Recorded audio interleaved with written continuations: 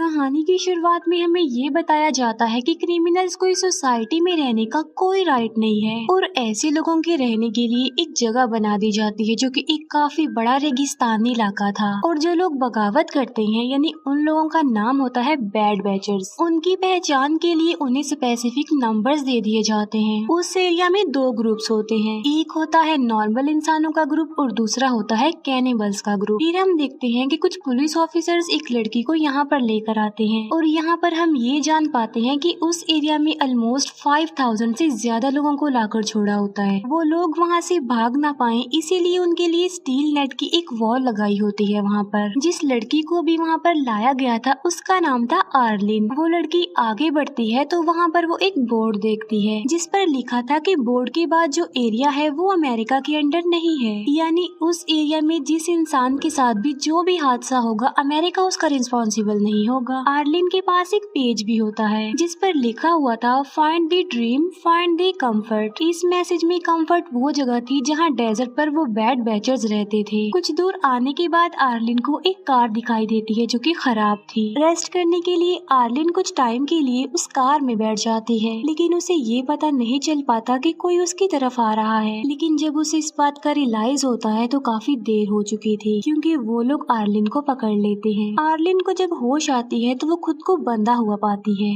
असल में उसे दो फीमेल्स किडनैप करके यहाँ पर लाई थी। उनमें से एक लेडी सॉ लेकर आर्लिन की तरफ आ रही होती है और वो आर्लिन का हाथ काटने लगती है। हाथ के साथ साथ वो आर्लिन का एक पैर भी काट देती है लंच बनाने के लिए, क्योंकि वो ग्रुप था कैनिबल का। डेजर्ट पर कुछ खाने को नहीं मिलता इसीलिए लोग कैनिबल्स बन जाते हैं, जबकि दूसरे ग्रुप के लोग कंफर्ट में रहते थे। जो कोई भी डेजर्ट में आता था ये कैनिबल्स उसे पकड़ लेते थे और उसे अपना खाना बना लेते थे। और ये कैनिबल खुद को बिल्कुल फिट रखते थे, अपनी हेल्थ का काफी ख्याल रखते थे। वहाँ पर बहुत सारे लोगों को इन्होंने प्रिजनर्स बनाया होता है जिनकी हाथ पांव भी काटे गए थे। कैनिबल्स को जब भूख महसूस होती है तो वो इंसानों को पकड़ लेते हैं और उनकी बॉडी का कोई भी पार्ट काट कर उसे खा लेते हैं। और अब तो आर्लिन भी उनकी विक्टिम बन चुकी थी। वो समझ चुकी थी कि वो इन कैनिबल्स का खाना बनने वाली है और अगर वो जिंदा रहना चाहती है तो उसे यहाँ से भागना होगा। लेकिन वहाँ से भागना काफी मुश्किल था क्योंकि उसका एक हाथ और पाँव कटे हुए थे और तो और उसे चेन से भी बांधा गया था। लेकिन आर्लिन को एक आइडिया आता है, वो अपनी पूरी बॉडी पर अपना वेस्ट मटेरियल लगा लेती है। नेक्स्ट डे एक कैनिबल लेडी आर्लिन को चेक करने के लिए आती है तो वो देखती है कि आर्लिन वेस्ट मटेरियल में लथपथ है। ये देखकर वो कैनिबल लेडी उसे आजाद कर देती है और आर्लिन को क्लीन करने के लिए खींच कर अपने साथ ले जाती है। फिर वो लेडी पानी लेने जाती है। इसी दौरान आर्लिन मौके का फायदा उठाकर एक रॉड छुपा लेती है। जब वो लेडी आर्लिन को क्लीन कर रही होती है तो आर्लिन उसी रॉड से उस पर स्टैब करती है जिससे वो कैनिबल लेडी गिर जाती है। फिर आर्लिन उस पर बार बार स्टैब करती है और कैनिबल लेडी की मौत हो जाती है। फिर आर्लिन क्रॉलिंग करते हुए वहाँ से भागने लगती है। आगे जाकर उसे एक स्केटिंग बोर्ड मिलता है जिसके जरिए वो वहाँ से भाग सकती थी। वो डेजर्ट काफी बड़ा होता है और आर्लिन थोड़ी दूर जाते ही थक जाती है और उसे भूख और प्यास लगने लगती है शिद्दत वाली, जिसकी वजह से आर्लिन बेहोश हो जाती है। वहीं पर एक आदमी था जो कि अकेला रहता था, यानी ना तो वो कंफर्ट ग्रुप का था और ना ही कैनिबल था। वो बूढ़ा था जिसकी वजह से वो अभी तक कैनिबल का शिकार नहीं बना था। ये आदमी आर्लिन को एक कैरेज में बैठाकर काफी दूर तक ले जाता है और आर्लिन को कंफर्ट तक पहुंचा देता है जहां कंफर्ट के बाकी लोग रहते थे। आर्लिन को वहां पर ड्रॉप करके वो आदमी वहां से चला जाता है। फिर हमें 5 मंथ्स बाद का सीन दिखाया जाता है जहां आर्लिन का एक घर होता है और उसके पास एक आर्टिफिशियल पाँव भी था उसका। कंफर्ट के लोगों का लाइफस्टाइल बिल्कुल डिफरेंट था और वहाँ पर तमाम फैसिलिटीज थी, लाइक वहाँ पर शॉप्स थी, मेडिकल फैसिलिटी थी। इसके अलावा वहाँ पर और भी बहुत कुछ था। इसके फौरन बाद हमें एक कैनिबल फैमिली दिखाई जाती है जिसमें फैमिली के हेड का नाम होता है मियामी मैन, जो कि अपनी वाइफ और बेटी के साथ रहता था। मियामी मैन एक काफी अच्छा पेंटर था जो उस वक्त अपनी बेटी का स्केच बना रहा होता है। मियामी मैन एक लड़की के पास जाता है जिसे उसने प्रिजनर बनाकर रखा हुआ था और वो उसे मार डालता है। डिनर करने के लिए उस लड़की की बॉडी के टुकड़े टुकड़े कर देता है। फिर वो फैमिली रात का खाना खाती है। नेक्स्ट डे हम देखते हैं कि आर्लिन अपसेट थी क्योंकि वो अपने हाथ और पाँव को खोकर काफी दुखी होती है। उस वक्त वो अपनी बॉडी के पार्ट्स को मिस भी कर रही होती है। ये सोच रही होती है कि अगर उसकी बॉडी पूरी होती तो वो कितनी अच्छी लगती। साथ साथ उसे कैनिबल्स पर गुस्सा भी आ रहा था, क्योंकि आखिर उन्हीं की वजह से तो वो ऐसी हुई थी। कैनिबल से बदला लेने के लिए वो एक गन लेती है और वहाँ से निकल जाती है। कंफर्ट से निकलने का एक दूसरा रास्ता भी होता है और वो दूसरे रास्ते को ही यूज करके वहाँ से निकलती है। मियामी मैन की वाइफ घर का कुछ सामान लेने का सोचती है, इसीलिए वो अपनी बेटी को भी साथ ले जाती है। दोनों माँ बेटी पुराने सामान में से जरूरी सामान ढूंढ रही होती है, लेकिन आर्लिन कुछ दूरी से उन्हें देख लेती है और वो उन लोगों के पास जाती है। आर्लिन को जब ये बात पता चलती है कि वो दोनों कैनिबल है तो वो डिसीजन लेती है उन्हें मार डालने का। मियामी की वाइफ उसे कहती है कि प्लीज हमें जाने दो, हमने तुम्हारा कुछ नहीं बिगाड़ा है, मगर आर्लिन उसकी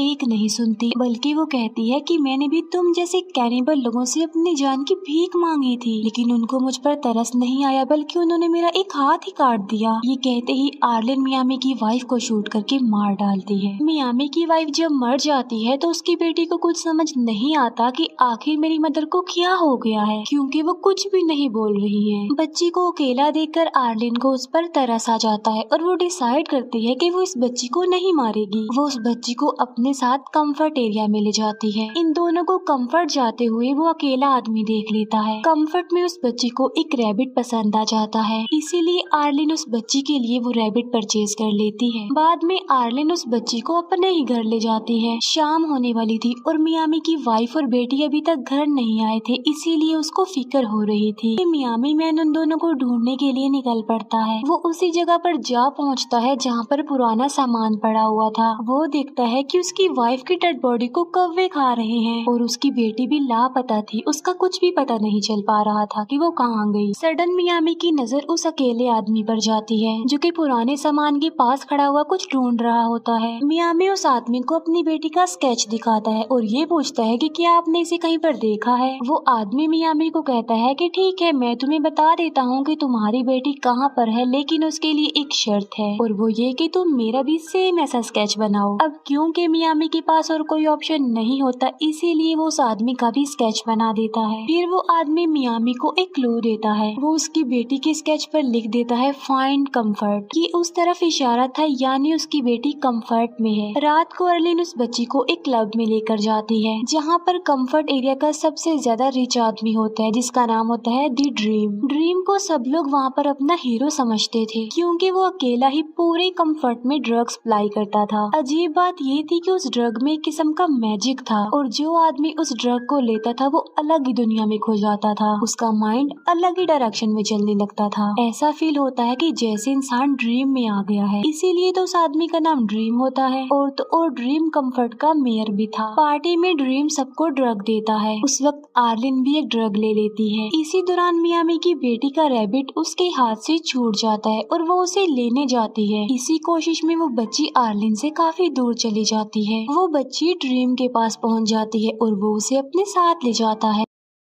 आर्लिन उस बच्ची को ढूंढने लगती है, लेकिन अब आर्लिन पर भी उस ड्रग का असर होने लगता है। उसे ऐसा लग रहा था कि वो ड्रीम में आ गई है और उसे अपने आसपास सब कुछ खूबसूरत नजर आने लगता है। आर्लिन उस बच्ची को ढूंढते हुए कंफर्ट से बाहर ही आ जाती है। आर्लिन का माइंड किसी और ही डायरेक्शन में चला गया था और उसे ये भी पता नहीं चल पाता कि मियामी उसके पास ही खड़ा हुआ है। नेक्स्ट मॉर्निंग जब आर्लिन को होश आता है तो वो देखती है कि वो कंफर्ट से काफी दूर है और मियामी मैन उसके पास ही खड़ा हुआ था और उसके हाथ में वो चीज होती है जिसके बगैर आर्लिन चल नहीं सकती थी, यानी उसका आर्टिफिशियल पाँव। मियामी उसे अपनी बेटी का स्केच दिखाते हुए पूछता है कि क्या तुमने इसे देखा है, जिस पर आर्लिन कहती है कि नहीं, मैंने इसे नहीं देखा, यानी यहाँ पर वो झूठ बोल देती है। किसी भी कैनिबल को कंफर्ट में आने की इजाजत नहीं थी। अगर कोई कैनिबल कंफर्ट के पास आ भी जाता है तो उसे शूट कर दिया जाता है। इसीलिए मियामी आर्लिन से एक डील करता है। वो कहता है कि मैं तुम्हें छोड़ दूंगा, लेकिन उसके बदले कंफर्ट एरिया से ढूंढ कर मेरी बेटी को लेकर आओ। और वो उसे वार्न भी करता है कि अगर तुमने ऐसा नहीं किया तो मैं तुम्हें किसी भी सूरत ढूंढ लूंगा और तुम्हें मार डालूंगा। आर्लिन इस डील पर एग्री हो जाती है। फिर ये दोनों कंफर्ट के लिए चल पड़ते हैं। आगे जाकर उन्हें एक कैनिबल आदमी मिलता है जो मियामी से एक सौदा करता है कि मैं तुम्हें फ्यूल दूंगा, मगर इसके बदले इस लड़की का पाँव काट कर मुझे खाने के लिए दो। वो कैनिबल आदमी मियामी को धमकाता भी है कि मैं तुम्हें मार डालूंगा लूंगा और फिर जबरदस्ती इस लड़की को उठा कर ले जाऊंगा। इसीलिए मियामी उसकी बात पर एग्री हो जाता है और वो अर्लिन को उस कैनिबल को सौंप देता है। फिर वो आदमी अर्लिन को लेकर वहाँ से जाने लगता है। तभी मियामी उसकी तरफ एक नाइफ फेंकता है जो सीधा आकर उस आदमी को लगता है। उस आदमी की मौके पर ही मौत हो जाती है। मियामी उस आदमी का सारा सामान खुद रख लेता है और उस आदमी का एक हाथ भी काट कर अपने पास रख लेता है। फिर वो दोनों अपनी मंजिल यानी कंफर्ट के लिए आगे बढ़ते हैं, लेकिन रास्ते में ही तूफान आ जाता है वहाँ पर और हर तरफ रेत ही रेत छा जाती है। इसीलिए थोड़ी देर के लिए इन्हें स्टे करना पड़ता है। ये दोनों वहीं पर टेंट लगा कर अपना टाइम गुजारते हैं। तूफान रुकते रुकते रात हो जाती है। इसीलिए मियामी उस आदमी की कटे हुए हाथ को निकालता है डिनर बनाने के लिए। आर्लिन मियामी से पूछते हैं कि तुम कैनिबल यानी बैड बैचर्स कैसे बने। वो कहता है कि जब मैं 16 साल का था तो एक बोट के जरिए अमेरिका आ गया। अब क्योंकि मैं अमेरिका में अनऑथोराइज्ड पर्सन था, इसी वजह से मुझे बैड बैच बनाकर यहाँ भेज दिया गया। उन दोनों के साथ ही बहुत बुरा हुआ था, इसीलिए वो दोनों एक दूसरे के काफी करीब आ चुके थे। लेकिन तभी कोई मियामी को गोली मारकर उसे इंजर्ड कर देता है। तभी वहाँ पर एक स्ट्रेंजर आ जाता है जो अर्लिन को कहता है कि वो उसके साथ चले। यहाँ पर अर्लिन सोचती है कि क्या मुझे मियामी के साथ रुकना चाहिए या फिर उस आदमी के साथ चले जाना चाहिए, लेकिन लास्ट में वो उस आदमी के साथ जाने को ही प्रेफर करती है। वो कंफर्ट का आदमी था, इसीलिए वो उस आदमी के साथ कंफर्ट एरिया में आ जाती है।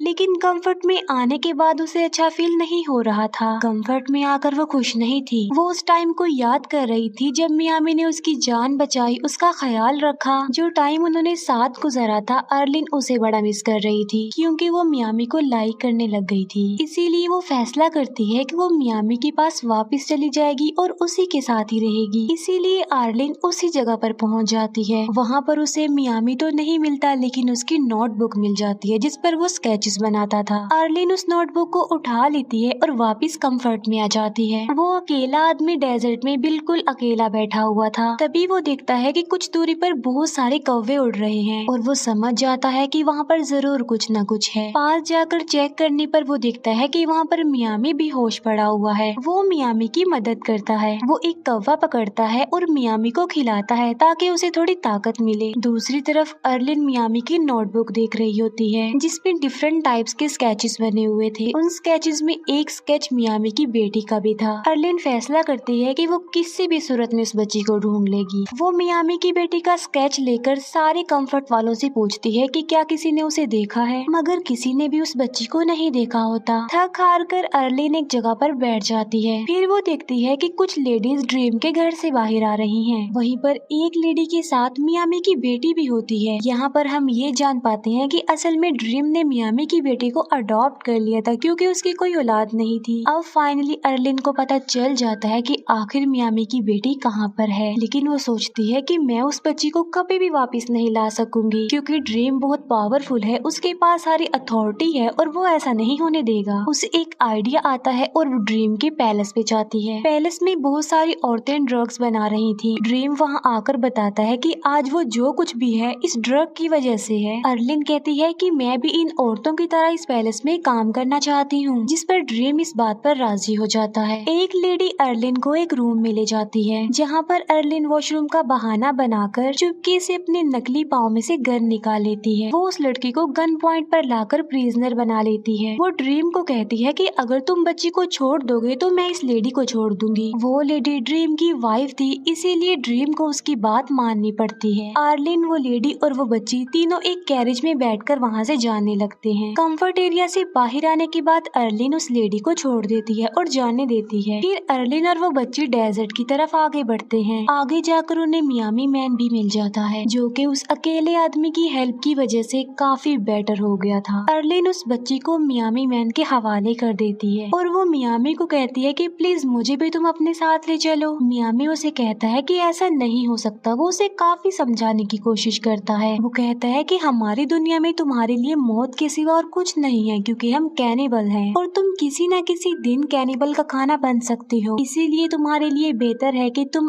अपने ग्रुप यानी कंफर्ट में चली जाओ। अर्लिन कहती है कि नहीं, मैं वापस नहीं जाऊंगी। वो कहती है कि मुझे इससे कोई फर्क नहीं पड़ता कि तुम कैनिबल हो, मुझे बस तुम्हारा साथ चाहिए, मैं तुम्हारे साथ रहना चाहती हूँ क्योंकि मैं तुम्हें लाइक करती हूँ। मियामी की बेटी उसे कहती है कि मुझे भूख लगी है और मैंने नूडल्स खाने हैं, ना कि गोश्त खाना है। अब वहाँ पर तो नूडल्स मिल नहीं सकते थे, इसीलिए मियामी मैन उसके खरगोश को मार डालता है और वो ही उसे खिला देता है। वो लोग हैप्पी लाइफ गुजारने लगते हैं और यहीं पर ये मूवी एंड हो जाती है। Thank you for watching.